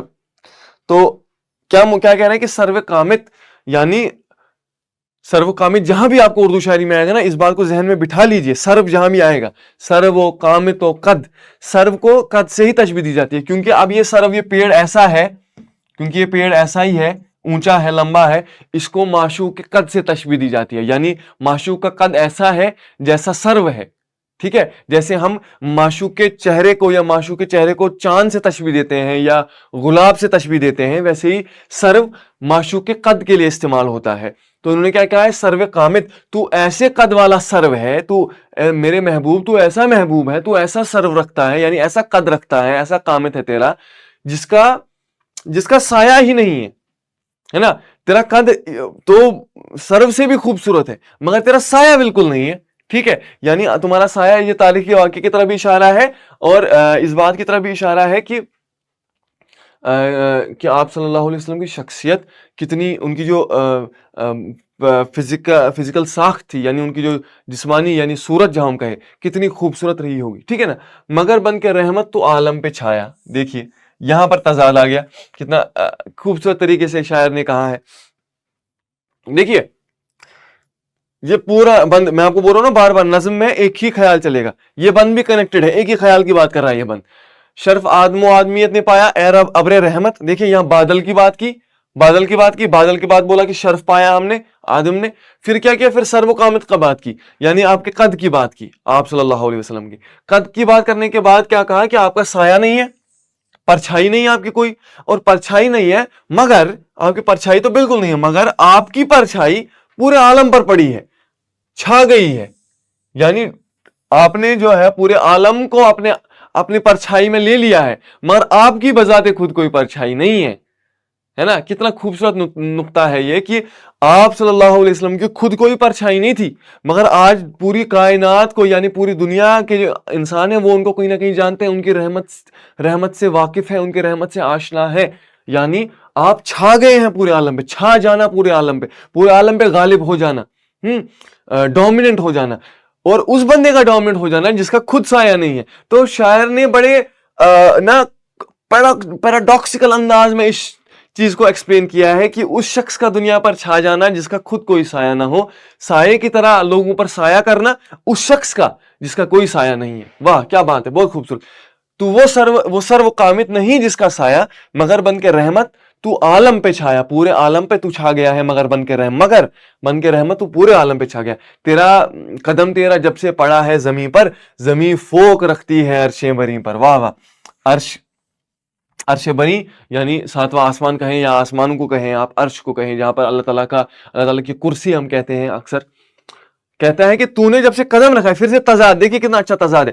کہہ رہے تو نے قدم تو زمین پر رکھا, مٹی پہ رکھا, مگر یہ زمین آسمان بن گئی. مطلب اس زمین کو جب سے تو نے اس پہ قدم رکھا ہے, اس سرزمین پر, اس زمین کی جو فوقیت ہے, یعنی اس کی جو برتری ہے, فوق مطلب یہ فوقیت کا مخفف ہوگا, فوق مطلب ہو گیا better. It is better than the عرش عظیم. یعنی تو نے جب سے اس مٹی کو تجھ کو یہ ایک مولانا حالی کا بھی ایک نعت تھا, شاید 9ویں جماعت میں تھا, کہ کندن کو سونا بنا دیا. جس چیز کو چھوا وہ سونا بن گئی. الکیمسٹ جس کو ہم بولتے ہیں انگریزی میں, الکمی ہے یہ, کہ جس چیز کو چھو دیا وہ سونا بن گئی. تو آپ صلی اللہ علیہ وسلم نے اپنا پاؤں رکھا تو زمین پر, مگر یہ زمین ہی عرش بن گئی. یہ زمین نہیں رہی, یہ زمین عرش سے بہتر ہو گئی. ٹھیک ہے نا, فوق رکھتی ہے عرش بری پر. اس بند کا پھر ایک بار خلاصہ دیکھ لیتے ہیں. تو اے ابر رحمت جو دنیا میں آیا, اے آپ صلی اللہ علیہ وسلم, آپ ابر رحمت بن کر اس دنیا میں آئے اور آپ نے آدم اور آدمیت کو شرف بخشا, رحم کیا, اپنے رحمت کی بارش برسائی, لوگوں کے اندر رحم پیدا کیا. ورنہ میں آپ کو بول رہا ہوں, آپ اس سینچری میں اگر کو دیکھیں گے, 6 سینچری میں, یعنی 600 سے 700 کے بیچ میں دنیا کی حالت کیا ہے اوور آل ہسٹری کی, آپ کا دماغ جو ہے نا پریشان ہو جائے گا, اضطراب زدہ ہو جائے گا کہ کیسے پرسیکیوشن ہو رہا تھا لوگوں کا, سلیوری کتنی پرومیننٹ تھی, پرسیکیوشن کتنا پرومیننٹ تھا, لوگ ایک دوسرے کے دشمن تھے, قبائلوں کا سسٹم تھا. ٹھیک ہے, ہر جگہ وائلنس ہے, وومن ایکسپلائٹیشن ہے, ٹھیک ہے, پالی اینٹری ہے, پالی گیمی ہے, مطلب بہت سارے, ایک سے ایک, شراب خوری ہے, بہت ساری چیزیں ایسی ہیں جو انسانیت کے لیے کیا ہے, انسانیت کے لیے مضر ہے. تو ابر رحمت بن کر آپ صلی اللہ علیہ وسلم آئے, رحمت برسائی اور انسانیت نے اس سے شرف پایا, یعنی اس سے استفادہ کیا, انہوں نے اپنا جو ہے استفادہ کیا, یعنی فائدہ اٹھایا اس چیز سے. ٹھیک ہے, تو وہ سرو قامت نہیں جس کا سایہ, تو ایسا سرو ہے, تو ایسا پیڑ ہے, ایسا قد والا ہے, ایسے قد والا ہے جس کا کوئی سایہ نہیں ہے, یا تو ایسا سرو قامت ہے, ایسا سرو ہے چمن کا جس کا کوئی سایہ نہیں ہے, مگر اس کے باوجود تیرا جو سایہ ہے وہ پورے عالم کو گھیر رہا ہے, یعنی تو پورے عالم پر رحمت بن کر چھا گیا ہے. قدم تیرا جب سے پڑا ہے زمین پر, زمین فوق رکھتی ہے عرش بری پر, یعنی جب سے تو نے زمین پر قدم رکھا ہے یہ زمین عرش بن گئی ہے, یہ زمین عرش سے بھی بہتر لگنے لگی ہے مجھے. یہ دنیا زندگی جب بھی تیری بزم میں لاتی ہے ہمیں, یہ زمین چاند سے بہتر نظر آتی ہے ہمیں, وہی کہنا چاہ رہے ہیں شاعر. اور دیکھیے پیام یعنی پیغام, ہاں, پیام آشتی کا, آشتی مطلب امن کا, پیس کا, امن, شانتی. ٹھیک ہے, پیغام, تمہارا پیغام جو ہے وہ آشتی کا ہے. قرآن تیرا, یعنی تیرا پیغام کیا ہے, تیرا پیغام یعنی قرآن جو ہے, جو تو لے کے آیا ہے اپنے ساتھ, جو آپ لے کے آئے ہیں آپ صلی اللہ علیہ وسلم, وہ کیا ہے, وہ آشتی ہے یعنی امن ہے. اس کا مقصد ہی کیا ہے, اس کا مقصد ہی عمل ہے, اس کا مقصد ہی امن ہے, یعنی پیس ہے. آپ سمجھ رہے ہیں, میں نے آپ کو شروعات میں یہ بات بولی کہ رسا صاحب نے ایسے پہلوؤں پر آپ صلی اللہ علیہ وسلم کی بات کی ہے جس کو آج تک شاید ہی میں نے کہیں پڑھا ہے. ٹھیک ہے نا, وہ ان کے اندر جو جو ان کا اصل مقصد تھا, یعنی رحمت للعالمین بن کر آئے تھے, پورے جہان کی رحمت بن کر آئے تھے, کسی ایک مذہب کی رحمت بن کر ہرگز نہیں آئے تھے. اس بات پر انہوں نے بہت زور دیا ہے. پیام آشتی کا ہے قرآن تیرا, یعنی شانتی امن کا پیام جو تیرا ہے وہ قرآن ہے. تیرا قرآن جو ہے وہ امن و شانتی کا پیام ہے. ہوا جاں گزیں دل میں فرمان تیرا, جاں گزیں جیسے ہم نے ایک غزل میں پڑھا تھا, گوشہ گزیں, گوشے میں رہنے والا, تنہائی میں رہنے والا. جاں گزیں مطلب جان میں رہنے والا, یعنی جگہ پا لینا, دل میں جگہ پا لینا, انسان کے اندر جگہ پا لینا, انسان کے اندر گھر کر لینے کو کہیں گے ہم, جاں گزیں ہونا. تو ہوا جاں گزیں دل میں فرمان تیرا, کیونکہ تیرا کلام آشتی کا ہے, یعنی امن کا ہے, شانتی کا ہے, اسی لیے وہ ہر دل میں جاغزی ہے, یعنی ہر دل میں گھر کر لیتا ہے. کرم ہر کسی پہ ہے یکساں تیرا. ٹھیک ہے, یکساں ہو گیا ایک جیسا, فیملیئر, سملر, ایک جیسا, جس کو ہم آج کے زمانے میں ماڈرن ٹائم میں کہیں ایکویلٹی کی بات کر رہے ہیں, ہے نا. ایکویلٹی کا کنسپٹ کافی لیٹ آیا ہے, 1700-1800 میں کنسپٹ آیا ہے. ہے نا. حضور چھٹی صدی عیسوی میں وہ بندہ بہت ویژنری تھا. آپ سیرت کا مطالعہ میں اب کہہ رہا ہوں آپ کو ہر انسان پر میں فرض سمجھتا ہوں. جب سے میں نے سیرت کا مطالعہ کیا ہے میری زندگی کتنی آسان ہوئی ہے میں آپ کو بتا نہیں سکتا ہوں. ٹھیک ہے. کرم ہر کسی پر ہے یکساں تیرا، یعنی تو نے کسی کے خلاف باعث نہیں دکھایا. اس سے وہ واقعہ آپ یاد کر لیجیے اگر آپ نے سیرت تھوڑی بہت پڑھی ہے. جو ایک عورت تھی آپ حضور پہ صلی اللہ علیہ وسلم پر کوڑا گراتی تھی، کوڑا پھینکتی تھی، اور آپ صلی اللہ علیہ وسلم کی رحمت ایسی تھی، اتنی رحمت اوور پاورنگ تھی کہ اس کی جب کوڑا نہیں گرا کچھ دن تو ان کی تیمارداری کے لیے گئے، یعنی ان کی مزاج پرسی کے لیے گئے، ان سے پوچھنے گئے کہ آپ ٹھیک ہو، آپ صحت ٹھیک ہے آپ کی. یہاں انسان آج کا ایسا ہے کہ آپ کو کوئی بندہ آپ کی غلطی بھی ہو اور آپ اس کے بعد آپ کی کسی بندے سے بحث ہو جائے تو آپ ایک تو اس کو گالی گلوچ کرو گے، مار پیٹ کرو گے اس کے ساتھ، ہے نا. چاہے وہ پھر مسلمان ہو، ہندو ہو، جو بھی ہو، وہ انسان تو ہوگا نا، اس انسان کو آپ مارو گے، ہے نا. آپ یہ نہیں سوچو گے کہ یہ انسان ہے. آپ سمجھ رہے ہیں. بٹ وہ انسان وہ اس شخص نے یہ نہیں سوچا کہ یہ یہودی عورت ہے، یہ فلانی میں مذہبی ہے نہیں، یہ تو مسلم ہے نہیں، میں کیوں جاؤں. کیا پڑی تھی ان کو؟ ان سے کوئی پوچھنا چاہتا تھا؟ ان سے کوئی اکاؤنٹیبل تھا کہ آپ کیوں نہیں گئے اس عورت کے پاس؟ کوئی پوچھتا ان سے؟ نہیں پوچھتا.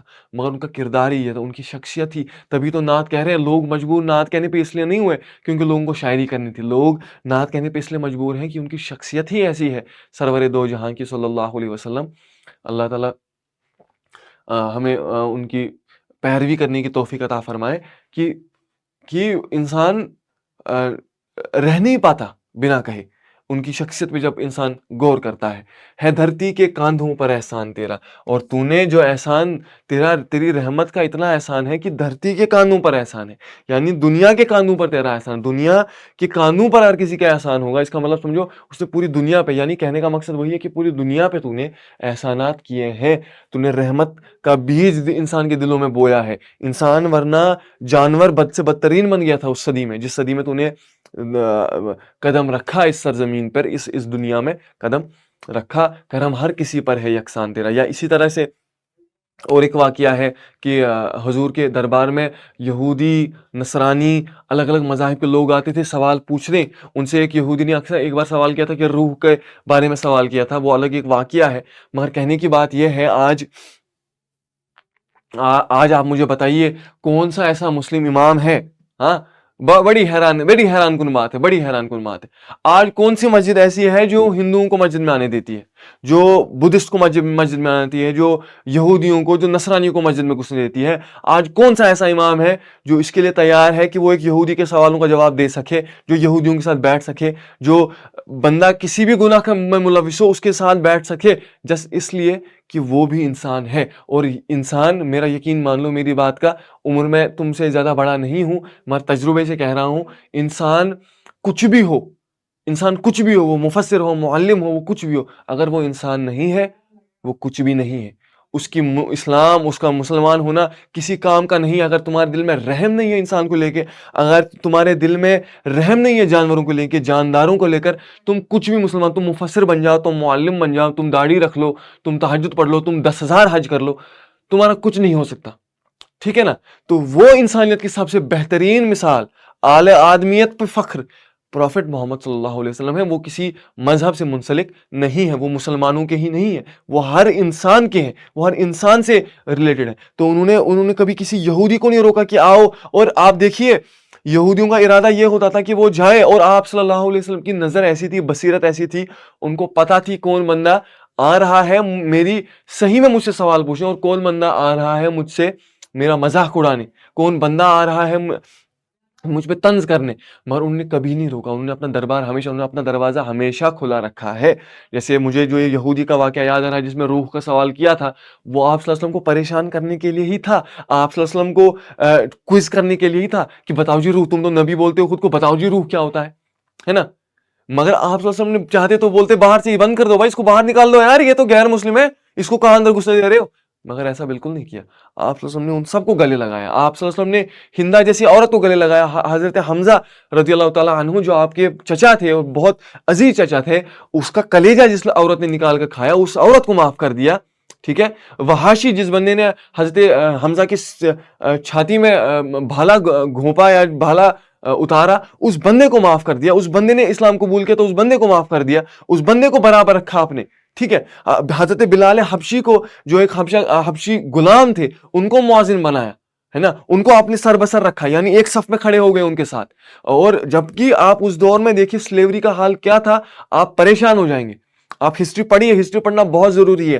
دیکھیے سائنس میتھس یہ سب سے نا باہر آئی ہے, اس کے باہر ایک بہت بڑی دنیا ہے جو سچ کی دنیا ہے. یہ سائنس اور میتھ آپ کو ہمیشہ الجھائے رکھے گا, صرف دو چیزوں میں الجھائے گا. ایک تو آپ کو میٹا فزیکل چیزوں میں الجھائے گا, یعنی وہ چیزیں کرائے گا جس کی کوئی اہمیت آپ کی ذاتی زندگی سے نہیں ہے. میں ڈیگریڈ نہیں کر رہا ہوں کسی سبجیکٹ کو, یہ آپ کو پڑھنا ضروری ہے. جس کو فزکس میں انٹرسٹ ہے وہ فزکس پڑھے, جس کو آئنسٹائن پسند ہے وہ آئنسٹائن پڑھے, وہ بنے, وہ کرے فزکس میں اور ایکسپلور جانے. اور مجھ جیسا شخص جو فزکس نہیں پڑھ سکتا, جس کو لگتا ہے کہ میتھس کا کام صرف اتنا ہے کہ میں جمع کر سکوں کہ 50 روپے پلس 100 روپے 1150 روپے ہو گئے, ٹھیک ہے, یہ میرا کام میتھس کا ہے, میرے لیے میتھس اتنا ہی کافی ہے, میرے لیے میتھس کی اور ضرورت نہیں ہے, میں مر جاؤں گا, ٹھیک ہے نا. میرے لیے Urdu, political science, history, economics یہ میری ذاتی زندگی سے جڑے ہوئے ہیں. میں کھاتا ہوں اس میں اکنامکس ہے, میں بات کرتا ہوں, میں دیکھتا ہوں حالات اپنے ملک کے, اپنے ادارے کے, پالیٹکس ہے. میں تاریخ پہ بات کرتا ہوں, میں اپنا پاسٹ دیکھتا ہوں, میں اپنے آباء و اجداد کی بات کرتا ہوں, تو ہسٹری میرے لیے ضروری ہے, میں اس سے سبق اٹھاتا ہوں. تو آرٹس پر میں آپ کے لیے ایک اسپیشل لیکچر بھی کر سکتا ہوں, اگر آپ چاہیں. آپ اس بات پر آپ کمنٹس میں مجھے بتائیے, اگر ایسا اسپیشل لیکچر آپ چاہتے ہیں جہاں پر ہم آرٹس کے بارے میں بات کریں, یعنی ہیومینٹیز کے بارے میں بات کریں, جو ایک میں کہہ سکتا ہوں آپ کا 10ویں جماعت کے لیے ایک کریئر کاؤنسلنگ سیشن ہو سکتا ہے. یعنی آپ کے لیے ایک آپ کے کریئر کا جو, کیونکہ آپ کو, مجھے اکثر پتا ہے لوگوں کا جو 10ویں پاس کرتے ہیں یا تو وہ پی سی ایم بی یا پی سی ایم اس لیے لیتے ہیں کیونکہ ان کے گھر والے ان سے کہتے ہیں, اور بچے خود بھی اتنے میچور نہیں ہوتے, اتنا سوچ سمجھ نہیں ہوتی کہ وہ سبجیکٹس کا انتخاب کر سکیں. تو اس پہ ہم ایک اسپیشل لیکچر کر سکتے ہیں. بات سے زیادہ میں بھٹکتا نہیں ہوں, واپس آتے ہیں. کرم ہر کسی پر ہے یکساں تینا, ہے دھرتی کے کندھوں پہ احسان تیرا. جو شفقت مسلمان کے حال پر ہے, دیکھا, جو شفقت مسلمان کے حال پر ہے وہی غیر مسلم پہ تیری نظر ہے. صاف صاف کہہ دیا اس بات کو رسا صاحب نے, صاف صاف سیدھا. ابھی تک تو رمزیہ طور پہ کہہ رہے تھے, گما کے کہہ رہے تھے, اب صاف کہہ دیا کہ جیسی شفقت تیری مسلمان پر ہے, تو جس بندے نے کلمہ پڑھا ہے, تو نے جیسے محبت اس بندے سے کی ہے ویسی محبت تو نے اس بندے سے کی ہے جو مسلمان نہیں ہے, وہ یہودی ہے, وہ نصرانی ہے, وہ کسی بھی مذہب کا ہو. تو یہ آپ صلی اللہ علیہ وسلم کی جو شخصیت ہے اس کے ایک پہلو کو اجاگر کر رہے ہیں, جس کو ہم رحمت کہہ سکتے ہیں, رحمت دو جہاں. یہ کردار تیرا نہ کیوں دل کو بھائے. اب بتائیے کہ کیسے نہ بھائے. آپ مجھے بتائیے, کیا آپ کسی بھی مذہب سے ہو, کیا آپ کو یہ لیکچر سن کے, کیا آپ کو ایسے یہ واقعات سن کے جو میں نے ابھی کچھ پل پہلے بولے, کیا آپ کے رونگٹے نہیں کھڑے ہوئے؟ میرے کہتے ہوئے رونگٹے کھڑے ہو گئے. کیا آپ کے رونگٹے نہیں کھڑے ہوئے؟ ہونے چاہیے. ہر انسان, جو بھی انسان ہے نا, جو انسان ہے جس کے سینے میں دل ہے, اس کے رونگٹے کھڑے ہونے چاہیے. کیونکہ انسان آج کے ٹائم میں صرف دشمنی مول لینا جانتا ہے, صرف بدلہ لینا جانتا ہے, اس کے اندر رحم نام کو نہیں ہے نا. وہ لوگوں کو پڑے ہوئے شہروں کی آپ حالت دیکھیے آج کے ٹائم پہ, لوگ مرے پڑے ہیں اسٹریٹ پہ, کوئی اٹھانے کو نہیں ہے نا. لوگ ایک اپنی سیٹ نہیں چھوڑ سکتے, ہاں, میٹروپولیٹن سٹیز میں جو بھی ہے.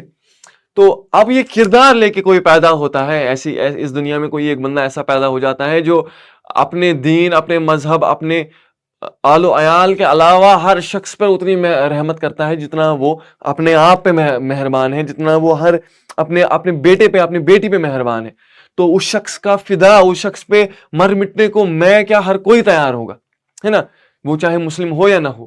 تو یہ کردار تیرا نہ کیوں دل کو بھائے. اب مجھے بتاؤ, یہ سوال پوچھ رہے ہیں کہ کیوں نہ بھائے دل کو. اب آپ کا کردار ہی ایسا ہے, میں کیوں نہیں پسند کروں, میں کیوں نہیں پیار کروں آپ سے. تو دل میں بسے کیوں نہ من میں بس, کیوں نہ من میں سمائے. یعنی کیوں, یہ کون چیز ہے جو تیرے کو روک سکتی ہے, کس چیز سے؟ من میں سمانے سے, دل میں بسنے سے. تیری بات ہی ایسی ہے, تیرا کردار ہی ایسا ہے کہ تو یک لخت سیدھا دل میں گھس جاتا ہے, جیسے ایک تیر دل کے آر پار ہو جاتا ہے نا, تو ویسے ہی یہ تو تیرا حق ہے تو کہ تو دل میں گھس جائے گا, تو دل میں اتر جائے گا, تو سما جائے گا میرے میں. تیری راہ میں جس نے کانٹے بچھائے, ہائے ہائے ہائے ہائے, کیا کہنے. تیری راہ میں جس نے کانٹے بچھائے, رہی تیرے شفقت کے اس پر بسائے. یعنی تیرے راستے میں جس نے بھی کانٹے بچھائے, اسی عورت کی بات ہو رہی ہے, یا بہت سارے اشخاص ایسے جنہوں نے, یا طائف کا جو واقعہ ہے بہت امپورٹنٹ ہے. حضرت محمد صلی اللہ علیہ وسلم طائف گئے دعوت دین کے لیے, اور طائف کے لوگوں نے پتھر مارے, اس قدر پتھر مارے, احادیث میں آتا ہے اس قدر پتھر مارے کہ آپ کی نالان مبارک, یعنی آپ کی چپل جو ہے خون ہو گئی, یعنی خون میں تربتر ہو گئی. ہے نا, تربتر ہو گئی. اور کہتے ہیں حضرت جبریل امین آئے اور حضرت جبریل امین نے آپ صلی اللہ علیہ وسلم سے مخاطب ہو کر کہا, بولا اگر آپ کہہ دیں نا کہ یہ طائف کے جو 2 پہاڑ ہیں, یہ طائف کی جو ویلی ہے, ان 2 پہاڑوں کے بیچ میں اس طائف کو نا ابھی غرق کر دوں گا, آپ کے ایک کہنے پہ غرق کر دوں گا. اب امیجن کریے آپ اس شخصیت کی جگہ کھڑے ہیں. چلو میں مانتا ہوں آپ رحمت بھی ہیں, آپ رحیم بھی ہیں, آپ زیادہ سے زیادہ یہ کہیں گے کہ معاف کر دو. نہیں جبریل میرے کو نہیں کرنا, معاف کر دو ان شخصوں, معاف کر دو ان لوگوں کو, انہوں نے میرے ساتھ ظلم کیا, کوئی بات نہیں, میں ان سے سچ بات کہہ رہا تھا, انہوں نے مجھ سے ان پہ ظلم کیا, میں تو رحم کرتا ہوں, میں ان کو معاف کروں گا. آپ صلی اللہ علیہ وسلم نے رحم معاف تو کیا ہی کیا, آپ صلی اللہ علیہ وسلم نے دعائیں دی.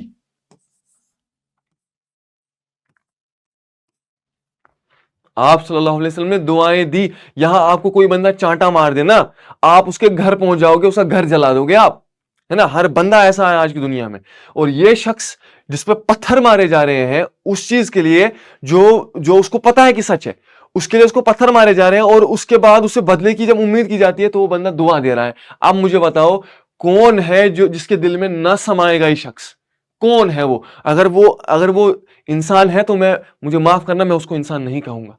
میں اس شخص کو ہرگز انسان نہیں کہوں گا جس کے دل میں ایسی شخصیت والا انسان نہ سمائے. آپ مجھے بتاؤ, آپ رستے چل رہے ہو, کوئی شخص آ کے آپ سے پیار سے سلام دعا کر لیتا ہے نا, آپ کے دل میں وہ خود اتر جاتا ہے. یہ شخص تو پھر بھی الگ لیول پہ کام کر رہا ہے, اس کا تو کوئی کمپیرزن ہی نہیں ہے. ان کے جیسے تو ان کے اصحاب بھی نہیں ہے نا, ان کے ساتھی جو تھے وہ بھی ان کے جیسے نہیں تھے. تیری راہ میں جس نے کانٹے بچھائے, رہی تیری شفقت کے اس پر. شفقت مطلب محبت, تیری شفقت نے ان سے بھی محبت کی, تو نے ان پر بھی رحم کیا. ٹھیک ہے. قدورت سے ہستی رہی پاک تیری, واہ واہ واہ واہ کیا بات ہے. قدورت یعنی نفرت, بغض, حسد, ہاں ہاں ہاں, ان سب چیزوں سے اپنے دل کو بھی پاک رکھیے. ٹھیک ہے. قدورت سے ہستی رہی پاک تیری, جچی آنکھ میں شان لولاک تیری. شان لولاک یعنی بلند شان, ہے نا, شان و شوکت والا جس کو ہم کہیں گے. جچی آنکھ میں شان لولاک تیری. ٹھیک ہے. یہ آپ کا اسی کے ساتھ نعت ختم اختتام پذیر ہوتا ہے. قدورت یعنی آپ کے دل میں کسی کی نفرت, کسی کی قدورت آج تک نہیں رہی. جچی آنکھ میں شان لولاک تیری, یعنی ہر کسی کی آنکھ میں تیری شان جو ہے وہ کس رنگ سے نمایاں ہے, وہ کس عزم سے نمایاں ہے, کس عظمت سے نمایاں ہے نا. اور تیرے دل میں کسی کے لیے کوئی کھوٹ نہیں ہے. تو یہ آپ کا نعت ہے. مجھے امید ہے کہ اس سے کوئی بھی طریقے کا سوال آئے, چاہے وہ کون شاعر ہے اس نعت کے, کس کے بارے میں بات کی جا رہی ہے, کون سے اوصاف پہ بات کی جا رہی ہے, یا کچھ چیزیں جو آپ نے دیکھی, ہم نے سیرت کے کچھ پہلوؤں کو اجاگر کیا ہے رسا صاحب نے, ہے نا, سوری.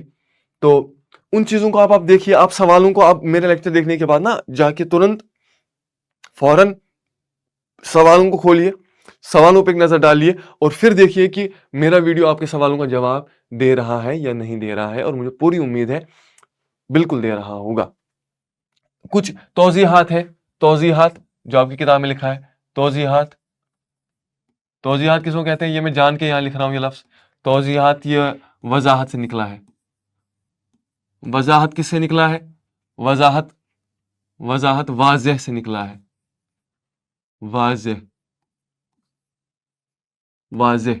واضح کرنا ہوتا ہے کھولنا, ایکسپلین کرنا. تو توضیحات کیا ہے؟ یعنی وضاحت کرنے کی چیزیں. ہاں, کیا ایسی نظم جس کے ہر بند میں 6 مصرے ہوں, یعنی 6 مصروں پر مشتمل ہو, جو میں نے آپ کو لیکچر کے بیچ میں بھی بتایا, اس کو مسدس کہتے ہیں. آپ کو ہو سکتا ہے یہ بھی پوچھ لے کہ مسدس پہ ایک نوٹ لکھیے 2 مارکس میں, تو آپ مسدس پہ لکھیے نوٹ, ایسی ہے. ٹھیک ہے. رسا جاویدانی کی نعت کی حیت بھی مسدس ہے, یعنی انہوں نے بھی نعت جو ہے یہ مسدس میں کہی ہے, مسدس کی شکل میں کہی ہے. جو میں نے آپ کو کہا نظم میں روانی بھی ہے اور سلاست بھی ہے, وہ آپ کو سمجھ آ گیا ہوگا. زیادہ مشکل الفاظ کا استعمال نہیں ہے. سلاست ہے, رائم ہے, فلو ہے, بہت اچھا. عام نعتوں کی طرح اس میں دعائیہ اور التجائیہ اشعار موجود نہیں ہیں. دیکھیے انہوں نے, میں آپ کو بولا تھا نا کہ انہوں نے ایک انوکھی روش اختیار کی ہے رسا صاحب نے. یہ اپنے ہنر میں کافی منتخب ہے, کافی ممتاز ہیں. انہوں نے ایک عام نعت نہیں لکھا ہے جس میں دعائیں اکثر ہوتی ہیں یا التجائیں ہوتی ہیں کہ رحم کر, مہربانی کر, ہے نا, دعا کرتے ہیں آپ محمد صلی اللہ علیہ وسلم سے یا ان کے لیے. مگر انہوں نے کیا کیا, انہوں نے پوری عقیدت اور احترام کے ساتھ حضرت محمد صلی اللہ علیہ وسلم کے مقدس سیرت و عظمت کے چند پہلو بیان کیے ہیں. حضرت صلی اللہ علیہ وسلم نوع انسان کے غمخوار اور مشفق ہیں. آپ صلی اللہ علیہ وسلم عالم انسانیت کے لیے امن و آشتی کا پیغام لے کر آئے. دیکھا تو انہوں نے جو ایک کامن روش ہے نعت گوئی میں کہ آپ دعائیں اور التجائیں کرتے ہیں نعت میں، انہوں نے اس سے ہٹ کے اپنا ایک راستہ الگ بنایا ہے، یعنی الگ طریقے کا نعت لکھا ہے. اس سے آپ کو یہ بھی اندازہ ہو جائے گا جو شروعات میں بات کہی گئی تھی کہ نعت ایک موضوعی چیز ہے، یعنی یہ ایک موضوع ہے، اس کو ہر بندہ اپنے طریقے سے باندھ سکتا ہے. ٹھیک ہے نا.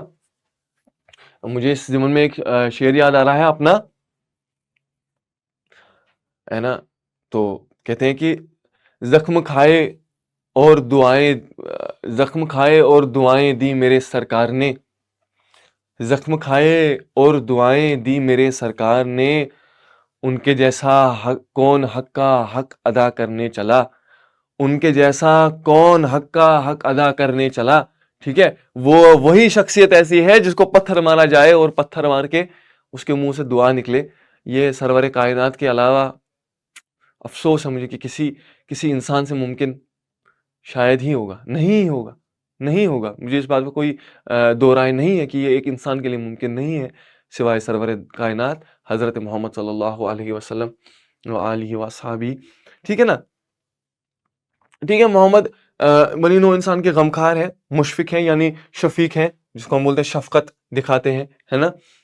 اور ان کی سیرت کے کچھ پہلوؤں پر انہوں نے بات کی ہے جو عام روش سے ہٹ کر ہے.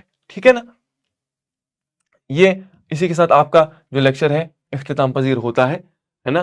باقی اس سے متعلق کچھ اور ڈاؤٹس ہوں گے اس لیکچر سے ریلیٹڈ، ان کو آپ نوٹ ڈاؤن کیجئے، ہے نا. اپنے نوٹس، شارٹ نوٹس بناتے رہیے، ہے نا. میں جو الفاظ استعمال کر رہا ہوں اور میں نے جو بار بار آپ کو کہا کہ ڈکشنری میں نے آپ کو بتایا کیسے استعمال کرنا ہے، اگلے لیکچر میں پھر ایک بار میں بتاؤں گا، اور مجھ سے ہو سکا تو میں کسی ڈکشنری کا اسکرین شاٹ لے آؤں گا تاکہ آپ کو اور اچھے سے بہتر چیزیں سمجھ آئیں. باقی اردو جو ہے، یعنی ادب جو ہے، کسی بھی زبان کا ادب ہو، ادب ہے تو زندگی ہے، زندگی ہے تو ادب ہے. یعنی ادب پڑھو گے تو زندگی سے جڑے ہو، زندگی کو پڑھو گے تو ادب سے جڑے ہو. یہ دونوں چیزیں ایک ہیں، یہ دو الگ الگ چیزیں نہیں ہیں. آپ فزکس اور لائف الگ ہو سکتی ہے، کیمسٹری اور لائف الگ ہو سکتی ہے، مگر ادب اور زندگی کبھی الگ نہیں ہو سکتے ہیں. ٹھیک ہے، اس بات کو ذہن میں بٹھا لیجئے. یہ میں بات کیوں کہہ رہا ہوں؟ کیونکہ مجھے آپ بتائیے، جب حضرت آدم پیدا بھی ہوئے ہوں گے، انہوں نے سب سے پہلا کام کیا کیا ہوگا؟ انہوں نے بولا ہوگا. اور جب کوئی چیز بولی جاتی ہے تو وہ کہیں نہ کہیں زبان، اور زبان سے پھر رفتہ رفتہ ادب، اور ادب سے پھر رفتہ رفتہ لٹریچر، اور ویسے ہی پھر جو ہے ایک زبان وجود میں آتی ہے. تو بہت بہت شکریہ، ہمارے ساتھ جڑے رہیے، ہمارے کنٹینٹ کو ایکسپلور کریے، ہے نا. پڑھتے رہیے. اردو آپ کے لیے اور آسان بناتا جاؤں گا میں آپ کے کمنٹ میں اور فورس ہی کروں گا کہ مجھے اور سجیشنز آپ کے کمنٹ سے ملے، میں اور چیزوں کو بہتر کر پاؤں، ہے نا. بہت بہت شکریہ. آداب.